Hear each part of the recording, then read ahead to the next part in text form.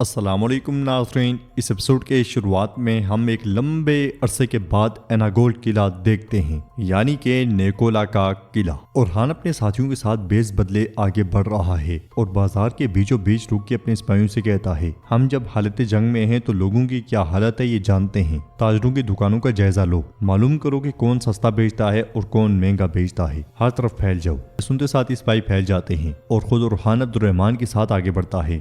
قبیلے میں حلیمہ بھاگتی بھاگتی فاطمہ کے پاس جاتی ہے اور اس سے کہتی ہے، بہن میری بات سنو، آئدن اغلو اور اورہان صاحب کی بیویاں ہمیں دیکھنے کے لیے آئی ہیں۔ فاطمہ کہتی ہے، ماں تھوڑا سا بھی وقت ضائع نہیں کریں گی۔ پاس کھڑا درسن بھی پریشانی کے عالم میں یہ باتیں سن رہا ہوتا ہے، اس لیے میں اعراض ایک خاتون کے ساتھ وہاں پہنچ جاتی ہے اور حلیمہ کو دیکھتے ہوئے کہتی ہے، حلیمہ خاتون آپ کہاں تھیں؟ یہ سنتے ساتھ ہی حلیمہ ایک دم سے فاطمہ کے پیچھے چھپ جاتی ہے۔ اعراض پاس آ کر کہتی ہے، نکلو وہاں سے نکلو۔ فاطمہ خاتون، اللہ کا واسطہ اس کا دفاع نہ کریں، بلکہ ملون خاتون کا حکم ہے کہ آپ بھی وہاں پہ اچھے سے کپڑے پہن کے آ جائیں، آپ کے طلبگار آپ سے ملنے کے لیے آئے ہیں، خوبصورت نظر آنے کی کوشش کیجیے گا۔ فاطمہ پوچھتی ہے، کیا ہو گیا اعراض، ہم سے اور کیا چاہتی ہو؟ تو اعراض حلیمہ سے کہتی ہے، نکلو پیچھے سے نکلو۔ فاطمہ کے پکارنے پر حلیمہ نکل آتی ہے اور کہتی ہے، آپ چاہتے ہیں کہ میں خوبصورت نظر آؤں؟ ہاں اچھا، ضرور میں خوبصورت نظر آؤں گی۔ اعراض خوش ہوتے ہوئے کہتی ہے، شاباش، اب جا کے منہ دھو لو۔ مگر حلیمہ آگے بڑھتی ہے اور جلی ہوئی لکڑی سے کالک اپنے منہ پہ لگا لیتی ہے، پھر پوچھتی ہے، میں کیسی لگ رہی ہوں؟ وہ تینوں حیران و پریشان ہو جاتی ہیں۔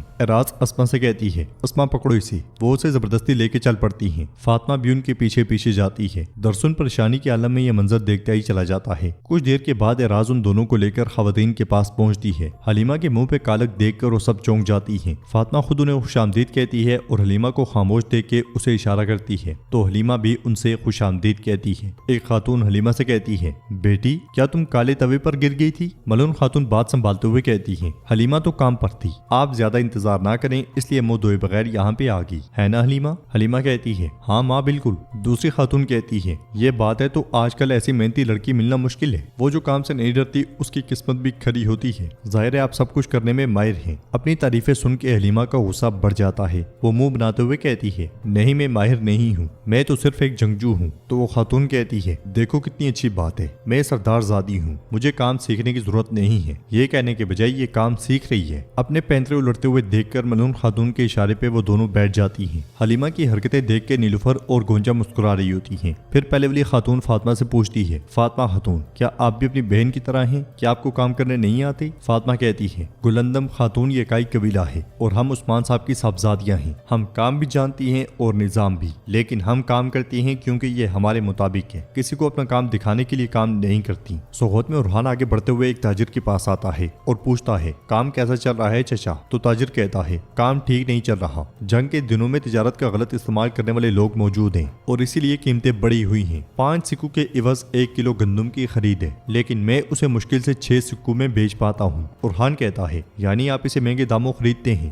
بتائیں کیا اس بازار میں کوئی ذخیرہ اندوز ہے؟ اپنے آس پاس دیکھنے کے بعد وہ تاجر کہتا ہے، اس آدمی کو حسین کہتے ہیں، اس کی دکان ذرا آگے ہے، باقی کے بارے میں مجھ سے مت پوچھے محترم، میں پریشانی میں مبتلا ہو سکتا ہوں۔ اورہان کے دوسرے سپاہی بھی جانچ پڑتال میں لگے ہوتے ہیں اور اورہان عبدالرحمن کے ساتھ آگے بڑھ جاتا ہے۔ اس لیے میں حسین ایک شخص کو دھکیلتے ہوئے دکان سے باہر لاتا ہے اور اسے نیچے پھینکتے ہوئے کہتا ہے، مجھے دیکھو، اگلی بار تم میری مقرر کردہ قیمت کے ساتھ سامان خریدو گی۔ تو وہ شخص کہتا ہے، حسین آغا ایسا مت کرو، میں نے تمہیں وہ سب کچھ دے دیا ہے جو میرے پاس ہے، میں پہلے ہی آپ کا مقروض ہوں، میں اس قیمت سے نہیں خرید سکتا۔ مگر حسین کہتا ہے، تم اس بازار میں مال نہیں بیچ سکتے، سمجھ گئے؟ یہ کہتے ساتھ وہ اسے مارنے لگتا ہے تو عبدالرحمن اس کا ہاتھ پکڑتا ہے اور پیچھے کھینچتے ہوئے کہتا ہے، تم اس طرح کیا کر رہے ہو؟ کیا تم اورہان صاحب کی طاقت سے نہیں ڈرتے؟ تم اس غریب کو کیوں پیٹ رہے ہو؟ تو حسین کہتا ہے، تم اپنا کام دیکھو۔ اورہان کہتا ہے، تو مطلب مال کی ذخیرہ اندوزی کر کے اسے اپنے حساب سے تم بیچنے کی کوشش کرتے ہو؟ ہاں۔ حسین کہتا ہے، مال میرا ہے، پیسہ میرا ہے، تم اس میں کیوں پڑ رہی ہو؟ چلو اب میری دکان سے چلے جاؤ۔ دمرل آگے بڑھتا ہے مگر عبدالرحمن اسے روک دیتا ہے اور اورہان کہتا ہے، عدل اب تشدد کے ذریعے نہیں ہوگا، شہر میں ایک قاضی موجود ہے، جو بھی مصیبت میں پڑے اور انصاف چاہے تو اسے ایناگول کے قاضی سے رجوع کرنا چاہیے۔ یہ سنتے ساتھ ہی ایک بزرگ کہتے ہیں، یہ اورہان سردار ہیں، اورہان سردار خوش آمدید۔ سب نعرے لگانے لگ جاتے ہیں، خوش آمدید اورہان سردار، خوش آمدید، خوش آمدید اورہان سردار، خوش آمدید۔ مگر اورہان کے بارے میں سن کے حسین بہت پریشان ہو جاتا ہے اور اورہان کہتا ہے، آپ کوئی بھی اپنا انصاف خود حاصل نہیں کرے گا، اب کوئی بھی اپنی مرضی سے عمل نہیں کرے گا، اب عوام نہیں بلکہ ریاست انصاف کرے گی اور ریاست اب یہاں موجود ہے، یہ ڈاکو ریاست کے سامنے جواب دے گا۔ حسین آگے بڑھتا ہے اور پریشان ہوتے ہوئے کہتا ہے میرے سردار برائے کرم مجھے معاف کر دیں، میں تمام سکے لوگوں میں تقسیم کر دوں گا، برائے کرم میرے سردار، برائے مہربانی۔ تو اورحان کہتا ہے اپنی سانسیں بچاؤ اے بد اخلاق آدمی، فوراً اسے قاضی کے پاس لے جاؤ۔ یہ سنتے ساتھ ہی سپاہی اسے دبوچ کے لے جاتے ہیں اور لوگ اورحان سردار زندہ باد کے نعرے بلند کرتے ہی چلے جاتے ہیں۔ کائی قبیلے میں شاہین شاہ تیمورتاش کے پاس جانے کے لیے تیار ہو رہا ہوتا ہے۔ یگیت اس سے پوچھتا ہے کیا آپ ہی تیمورتاش کے پاس جانے والے ہیں؟ کیا اورحان سردار آپ سے جان چھڑوانا چاہتے ہیں؟ شاہین شاہ اس سے کہتا ہے اگر ایسا ہوتا تو کیا میں وہاں جاتا بیٹا؟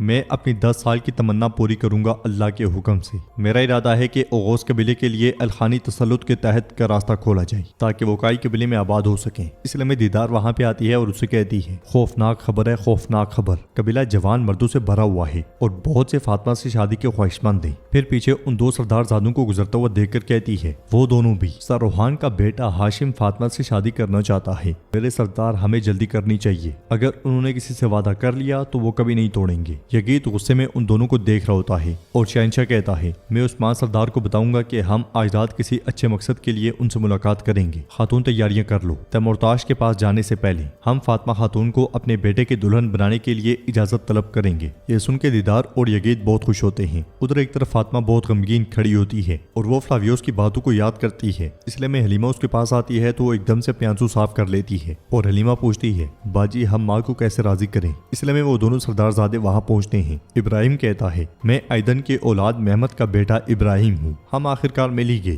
حلیمہ کہتی ہے ہماری ملاقات ضروری نہیں تھی مگر اسی لمحے یگیت وہاں پہنچتا ہے اور کہتا ہے خوش آمدید سردار زادو، مجھے اپنی میزبانی کرنے دو۔ تو ہاشم کہتا ہے شاہین شاہ سردار کا بیٹا ہے نا، زحمت نہ کرو۔ یگیت اس سے کہتا ہے نہیں بالکل نہیں، یہ قبیلہ بہت بڑا ہے، بہت بڑا، میں نہیں چاہتا کہ تم ادھر ادھر گھومتے ہوئے سردیں عبور کر جاؤ، چلیں چلیں پھر سے خوش آمدید۔ یہ کہتے ساتھ ہی وہ ان دونوں کو لے جاتا ہے۔ پیچھے حلیمہ کہتی ہے بڑے سردار زادے میں ان دونوں کو میدان جنگ میں شکست دے سکتی ہوں، شکر ہے یگیت صاحب وقت پر پہنچ گئے، مگر وہ کچھ اور چاہتا ہے۔ فاطمہ کہتی ہے صحیح وقت نہیں ہے حلیمہ، نہیں بالکل نہیں۔ حلیمہ کہتی ہے میں نہیں جانتی کہ میں کیا کہہ رہی ہوں باجی، اورحان بھائی اور علاؤالدین بھائی ہمارا ساتھ دیں گے ہے نا۔ ادھر عبدالرحمن اپنے ساتھیوں کے ساتھ سوغوت کے سرائے میں داخل ہوتا ہے۔ دمرل اندر داخل ہوتے ساتھ ہی بلند آواز سے کہتا ہے السلام علیکم سرائے والے، کھانے کی بھرمار کر دو، گوشت اور تھوڑا سا میٹھا، ہم بھوک سے مر رہے ہیں۔ تو سرائے والا کہتا ہے ٹھیک ہے بیٹھ جاؤ۔ قریب ہی کچھ مشکوک لوگ بیٹھے ہوتے ہیں۔ بیٹھنے کے بعد دمرل اپنے ساتھیوں سے کہتا ہے میں تمہیں کچھ بتانے والا ہوں بھائیو، شاہین شاہ نے ہمارے سردار کے ساتھ برے اعمال کیے ہیں۔ وہاں بیٹھے ہوئے لوگ اپنے ہتھیار چھپائی رہے ہوتے ہیں کہ عبدالرحمن انہیں دیکھ جاتا ہے۔